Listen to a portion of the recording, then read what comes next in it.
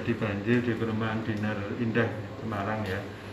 Semoga tidak segera bisa ditangani dan korbannya bisa kembali di rumah masing-masing. Nah, ini saya juga merasa prihatin karena hampir tiap tahun itu selalu terjadi banjir di daerah tersebut dan juga di daerah yang lain. Meskipun beberapa penanganan sudah dilakukan.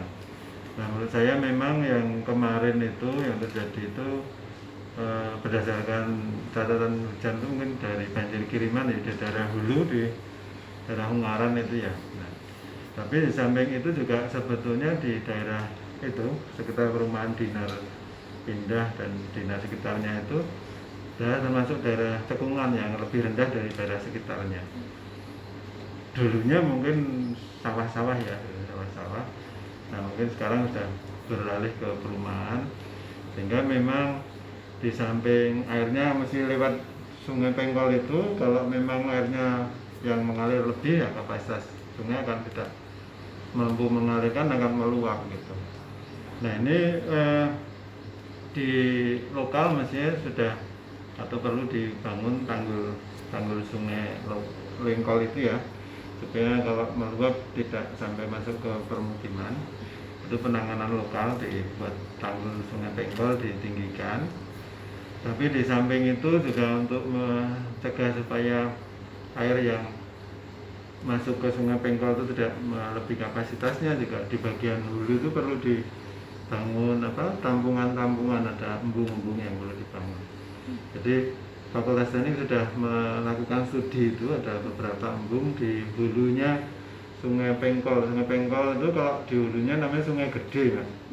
Nah, di hulu Sungai Gede itu ada beberapa lokasi embung yang diusulkan oleh Fakultas Teknik. Itu cukup bisa menangani untuk banjir yang di daerah cekungan perumahan Dinar Indah dan sekitarnya. Jadi pertama memang karena sudah jadi permukiman ya, jadi bagaimana juga pengembang waktu mengusulkan dari itu sudah ada perizinan yang sudah dipenuhi. Saya rasa solusi yang paling baik ya kita menangani. Nah, memang penanganan itu untuk banjir itu harus terintegrasi. Jadi pertama kalau di tingkat pemerintah kota, pemerintah provinsi ya tadi membuat embung-embung di hulu, itu kan akan mengurangi air banjir dari hulu, sehingga yang terjadi harusnya banjir ditampung di bendungan, embung.